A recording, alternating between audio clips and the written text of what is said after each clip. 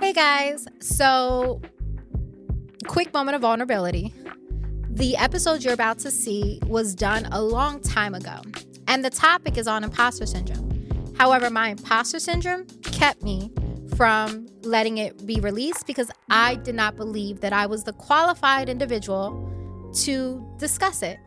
And yet, I was speaking with someone who reminded me that if I continue to allow myself to stay in certain bubbles, stay in certain boxes, and continue to feel as if I'm not supposed to be in these spaces, then I am the most qualified to discuss imposter syndrome because I continue to go through it regardless of what I've been through and what I've experienced and what I've accomplished. So we're going to go back and you're going to see an episode that I never released about imposter syndrome. And I hope that it resonates. I hope that it lands. And as always, I hope that it touches someone, somewhere in your heart, because that's what I'm here to do. My goals, as always, to have inspiring conversations that empower others to get set. So get set with Lissette on her getting set to discuss imposter syndrome as she continues to go through it herself. Thank you for joining yet another episode of Get Set with Lissette. This is where we have inspiring conversations that empower you to get set. We don't have anyone on today. This is another one of those just me and you conversations. And today's topic is something that I profoundly have gone through, feel like I at times experience on different ventures and at different points, and feel as though it's something that many people experience, but we may not have the conversations.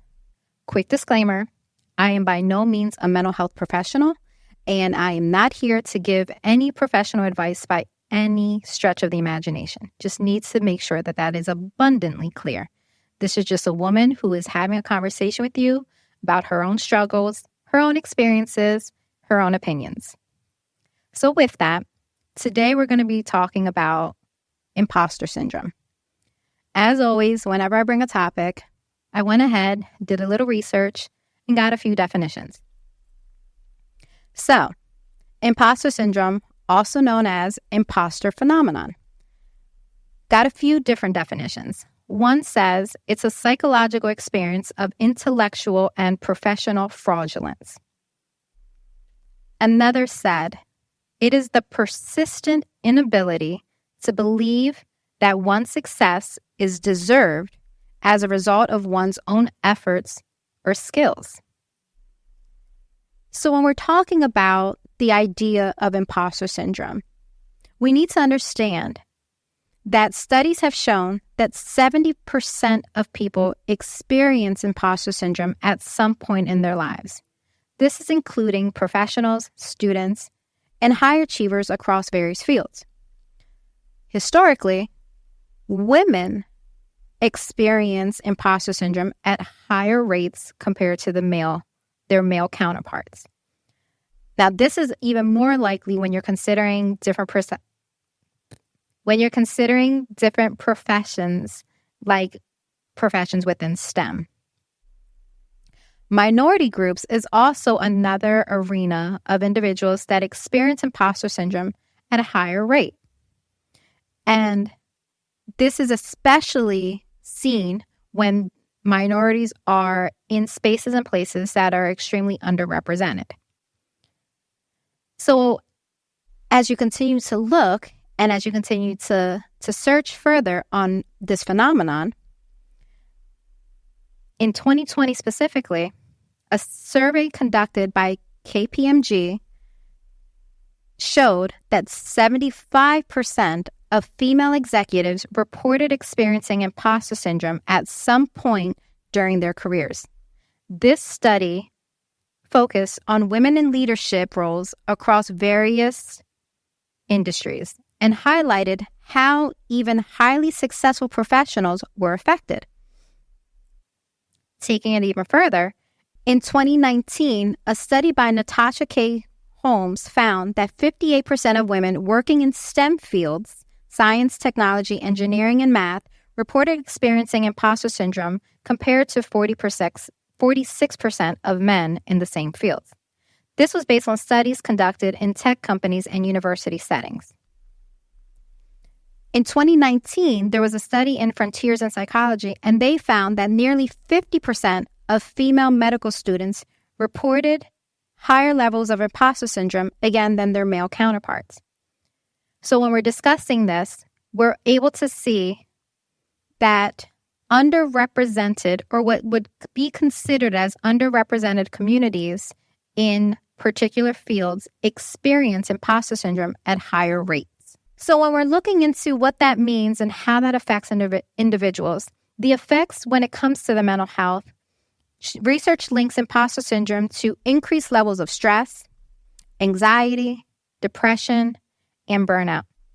A 2019 study by, if I pronounce this wrong, I do apologize, guys, but it was Vergeway et al. Found that employees experiencing imposter syndrome had significantly higher levels of emotional exhaustion as well as burnout. So when we're talking about this topic, it's not only that it's a matter of being prevalent in underrepresented communities, it's also having a higher impact on the mental health of individuals. So it affects their ability to continue to show up. In 2014, there was a study within the Journal of General Internal Medicine that found that imposter syndrome is associated with decreased job satisfaction and higher levels of workplace stress.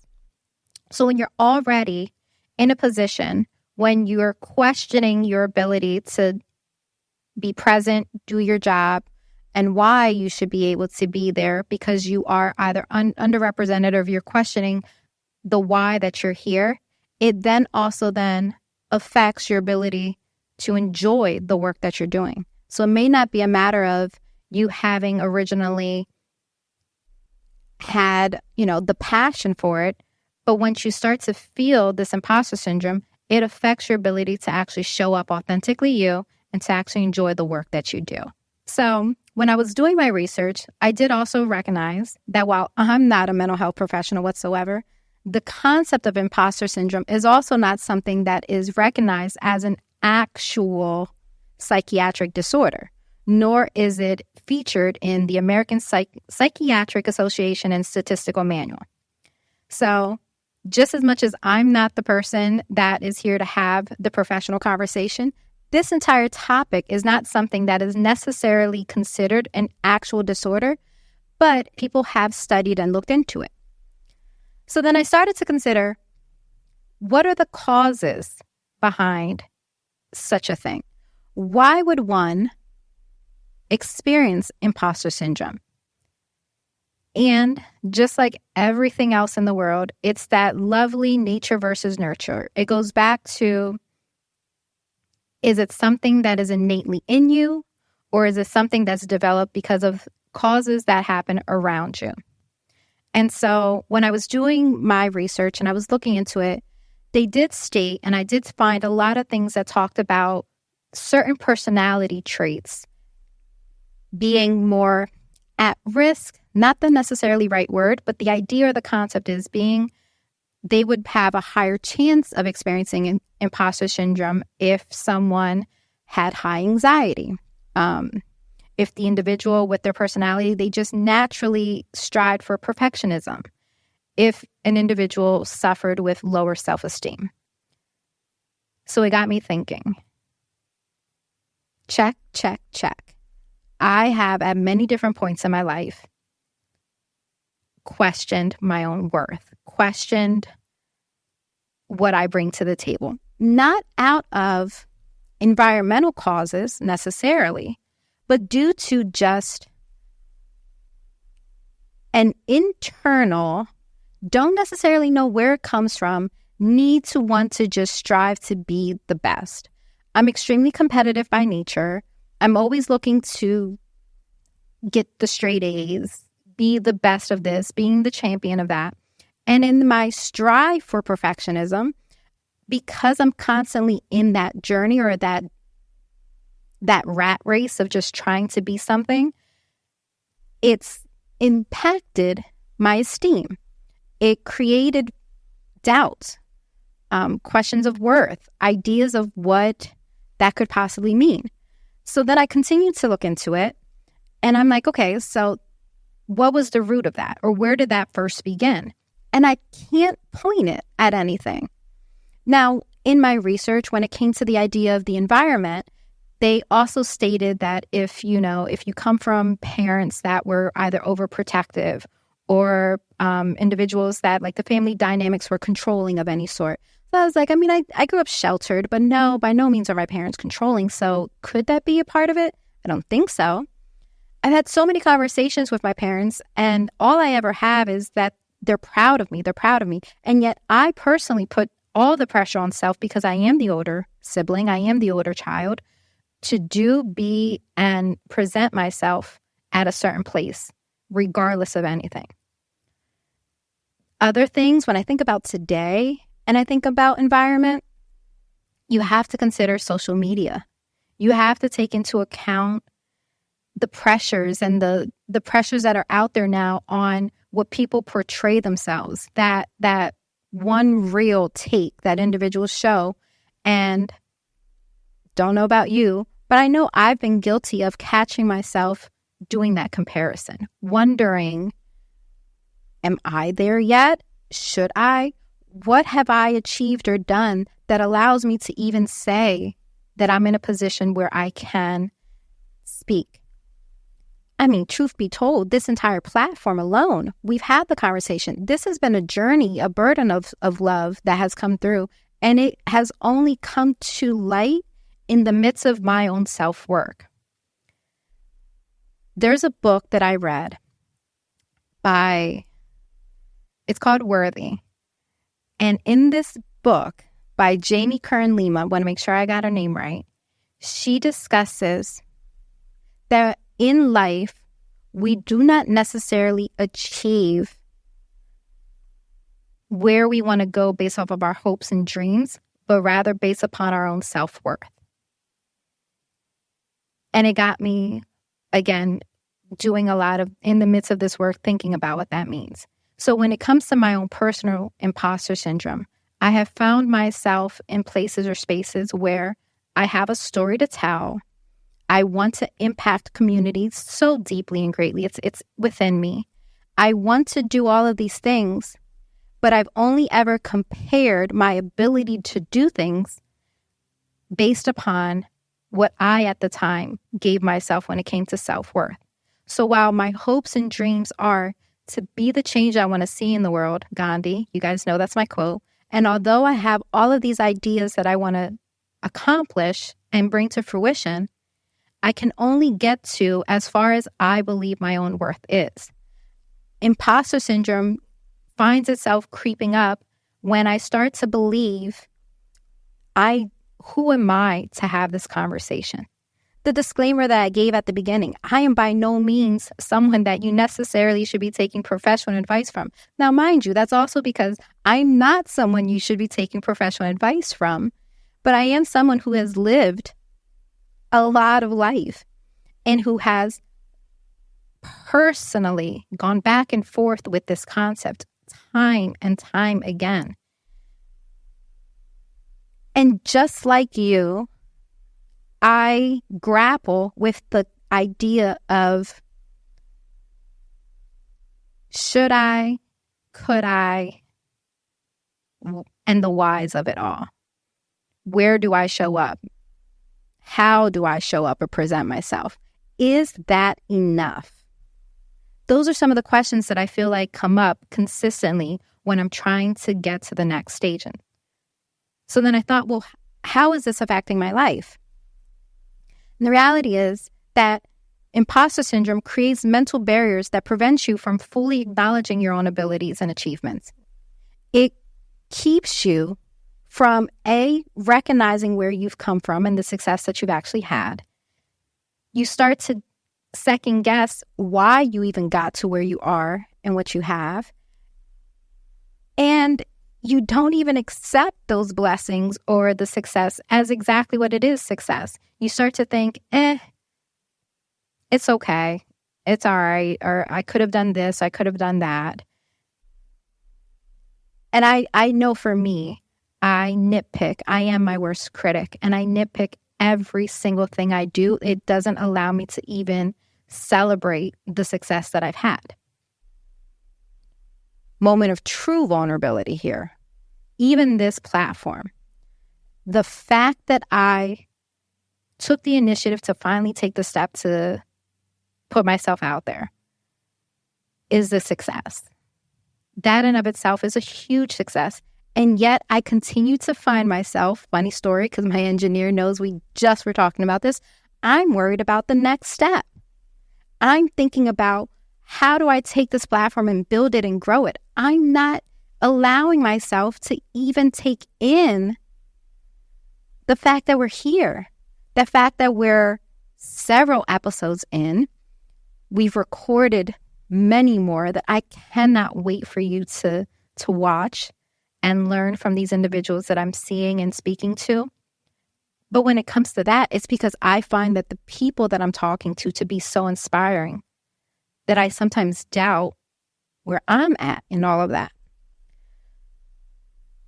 So I start to put myself in oh no, I wanted to be successful, but not because of me, but due to the amazing, amazing people that I'm getting the opportunity to share space with. And it is in that alone that I just continue to go. And as I said from the beginning, the goal for today, not even just today, the goal for this platform is to show my heart, to create a space for vulnerability, and to honestly start to get myself and force myself out of this ridiculous strength of imposter syndrome. I know that if I'm going through it, there's so many other people that are experiencing it too. And we all have to start asking ourselves the whys of it all. The what is it that brings us in this place? And then start to really do the work necessary to love ourselves, to accept ourselves, and to accept the successes that come with it. In one of the episodes before, I talked about the importance of change. I explained the fact that when you want to elevate and you want to grow in life, you have to be willing to change and modify what it is that you're doing. In other arenas, you have to switch up your mindsets and the way that you look at things. Well, if we're going to talk about mindset shifts and the changes that need to happen, the first one that needs to go is the imposter syndrome. When we look at this definition again, and I'll break it down one more time. Let me go all the way. Here we go.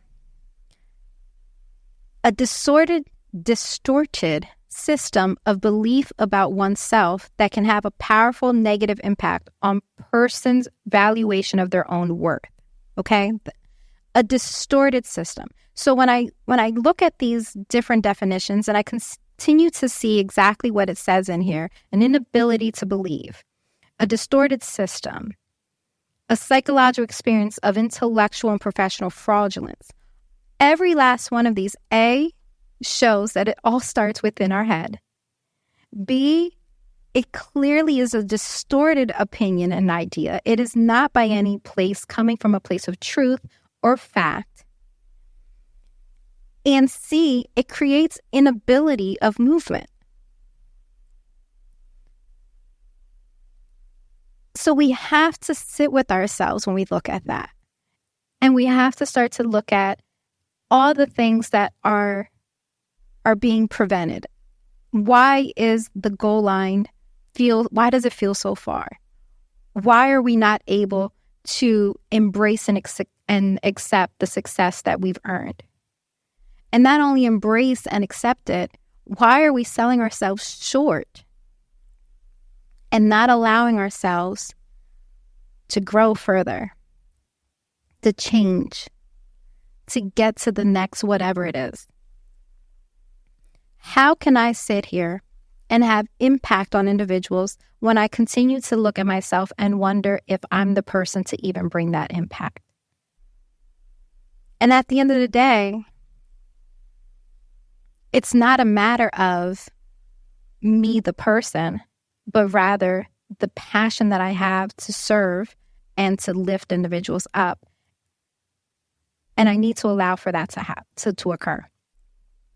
So, okay, I've gone on a lot of rants and we've gone lefts and rights and everything else because I just felt the need to just share where I'm at in that. But let's talk about the other effects that imposter syndrome has on an individual. So as I've already said, the question of worthiness is the first thing that happens. The inability to embrace and accept success when earned. There's also an inability to grow, build, or do. And then there's a question of self. So when we think about the questioning of self, we have to look at the how we speak to ourselves. So are we saying that we're good enough? Are we giving ourselves grace? Are we having positive dialect with one another rather than the questions that come with? I say that because when I started this platform, I can only use GetSetWithLissette as an example because, not really. We can talk about all the times. But when I started this platform, one of the biggest concerns that I had was, what would I say? Who would listen? Why me? Rather than the ability to say, why not me? I have a lot to say. They will come because my heart is pure. So when I sit here and I think back, and I'm going to go ahead and we're going to continue to just pick away at this topic because I have such a long list on this outline, and I'm just finding myself realizing that even in the midst of this, I'm still trying so hard to put concepts behind it that I'm shying away from the Lissette of it all. So if we're going to talk about the concept of imposter syndrome and the way that it shows up, imposter syndrome has kept me from, when I was in the professional world, applying for certain positions. Knowing that I was qualified and I had everything necessary to be able to, I had people that would tell me, oh my God, you're a shoo-in, and I wouldn't do certain things or I wouldn't apply for positions out of the fear of it all or the fear of the rejection. Imposter syndrome has been what has kept me afraid of being front and center, being all eyes on me, allowing myself the ability to have conversations with individuals. Because again, why me has been the question that I've had time and time and time again. Imposter syndrome shows up when, I've had opportunities to speak to young people, to go into classrooms and have an ability to pour into people, which again is just something that I want to do because community means so much to me. And yet I walk into rooms and I shrink. I look at other people that are there or different panels that I've been on, and then I turn into this, oh my God, they're so amazing. Why am I sitting here on this panel, or why me? Rather than realizing that I have done or been enough in whatever it is that I've been asked to be here because there's something that I have to share. And whatever it is that I have to share, it's important enough for others to hear it. I have been awarded different awards when it comes to community impact and the work that I've done in the past. As I've said, I've gone and spoken to different places. And like I told you guys before, I was the queen of masking myself. But it wasn't just a matter of masking myself because of what I was going through personally. There was also a certain level of masking because I did not believe in my heart of hearts that I had a reason to be in whatever space I was in. And so, truth be told, every time I do a solo episode, I come in with the longest outlines of life. I have even more preparation than I do for any other episode that I put out there. And it's the ones that I'm most nervous about because I can't express enough the amount of fear of bearing my heart and soul, of sharing my insecurities and my uncertainties in life, of exposing not only a concept, because I think it's important to talk about when we keep talking about the getting set for different things, but Lissette has to get set for what does that look like from the outsider's point of view coming back to me. How can I, in good faith, continue to tell people to do this or do that like I used to do in social work if I'm not going to continue to show up authentically and honestly myself? And that includes letting you in on not only the concept of imposter syndrome, and we will go back into how to work through it, ways to overcome it. Like, we have all of that. However, I just need to take a moment to also just bear me and say, and let us all overcome it together. Because I cannot give you advice or an opinion of something if I'm not willing to also just sit with it myself. So here we are yet again, going completely left, because I need you to see that I actively today am still dealing with this concept and am choosing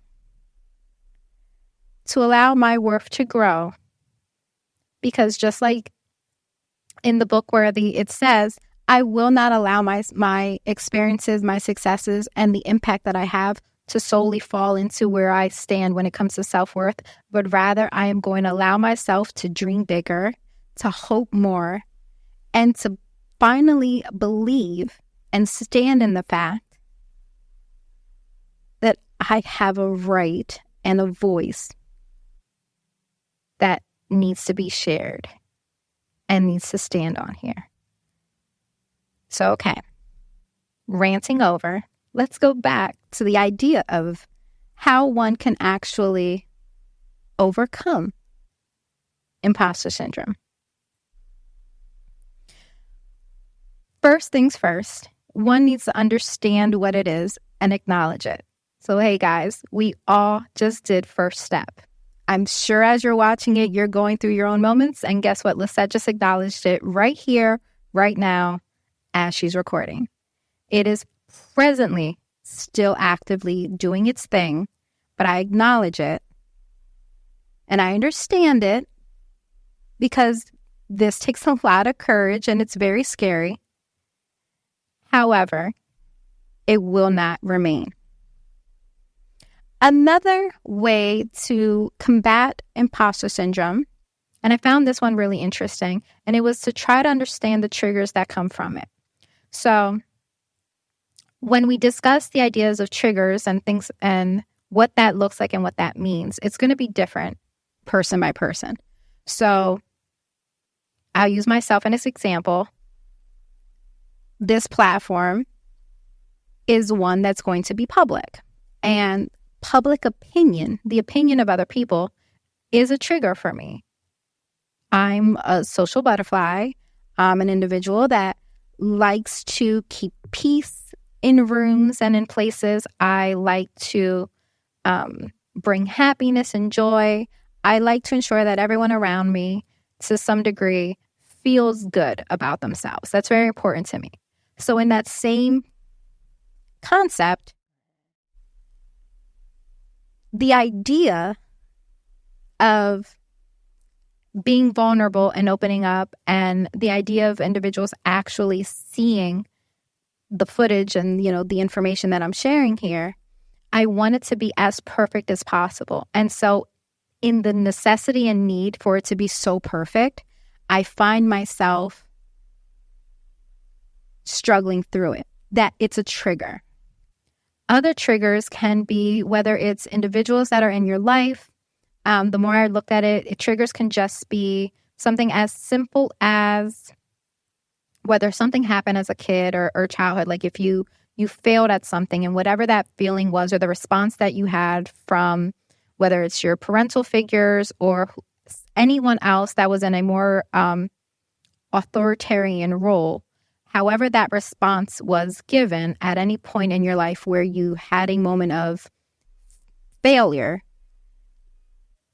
there's something in the head or something in the brain that occurs that it becomes a trigger for you, so that if you feel that sensation again, it triggers you to just go all the way back to say, I'm no good, I can't, I won't, etc., etc. Other triggers can be people, places, and things, right? So it can be, as we said, whether it's the idea of or a concept coming from it. It can be something of along the lines of certain, you can only have it with certain family members or certain people in your life. That can be a trigger. So like they said, if you come from a controlling family or if it was an overprotective family, you might experience the idea or the concept of imposter syndrome from the lens of not necessarily everyone else in the world, but just when it comes to family. Like the family aspect of it could be a trigger. And or if it's in the professional world, if you culturally culture can be a trigger. So a way that I've known that has shown up in my life is being a Latina woman, right? Being a Puerto Rican woman in the professional world. I have gone through a lot of, one of my triggers was the workforce. I come from a point where there was a certain standard when it came to even what a professional looked like. I used to straighten my hair all the time when I went into the office because straight hair equated professional. My hair is naturally big, it's naturally curly, and that kind of hair was not considered professional. So I off rip had imposter syndrome because I don't even look the part. I have to alter the way in which I not view myself, the way I actually look and present myself to the outside world in order to be quote unquote accepted in this professional space. Microaggressions in that same regard. So not only is imposter syndrome showing up because of my own concept of what professionalism is supposed to look like or how am I supposed to show up or how I'm supposed to look or be viewed, there are those aggressions that at times individuals, whether biased or unbiased responses that are happening, their ability to accept or see how you present yourself and their response is also a trigger. And it makes you shrink. It makes you feel less than.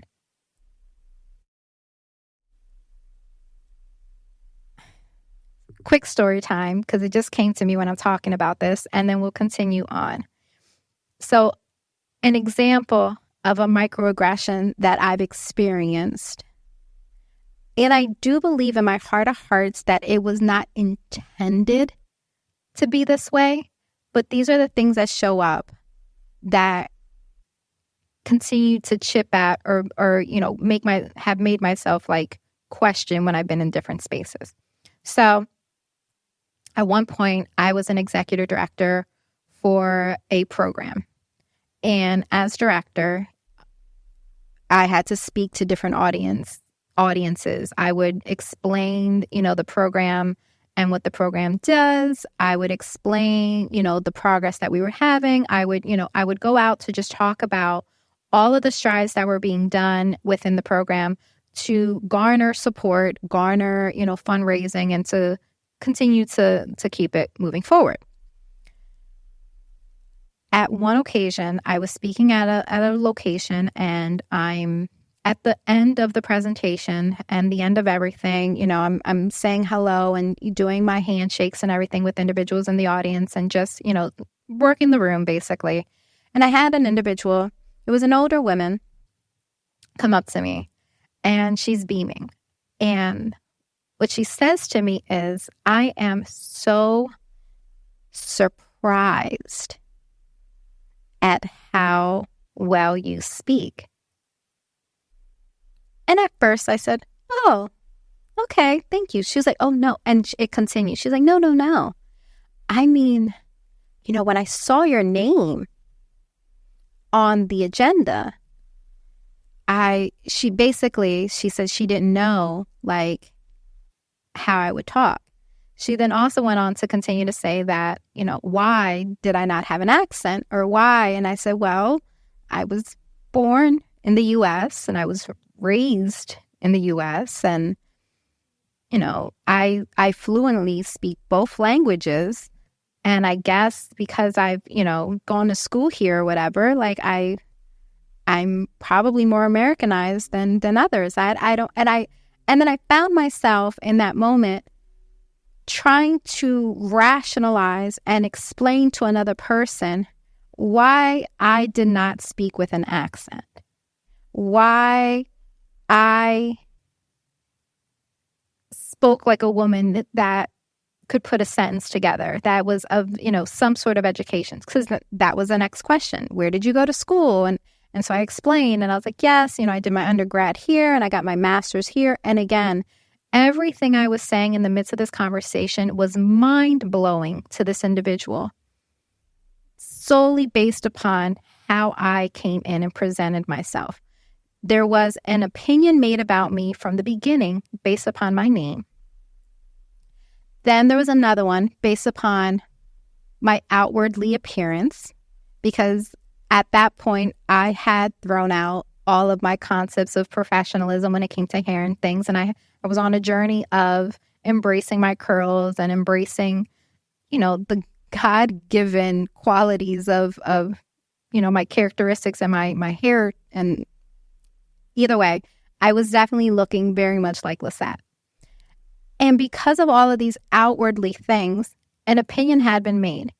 But rather than that individual to come off and be more apologetic and understand, I found myself shrinking and trying my best to make this individual feel more comfortable and find an understanding and embrace the fact that I was worthy enough to be in that space, to be in that position, and to be able to speak the way that I spoke. Imposter syndrome shows up at many different points when it comes to your life or different experiences. It's not even different points of your life. It's at any point when you question whether you are the right person, whether it's in that seat, in that position, to give the speech. The fact that there's questioning that's happening, you're experiencing imposter syndrome. And it is in those moments that you have to ask yourself the why. So that's where the acknowledgement of it all comes from. Because you have to, recognize why is this even something I'm grappling with?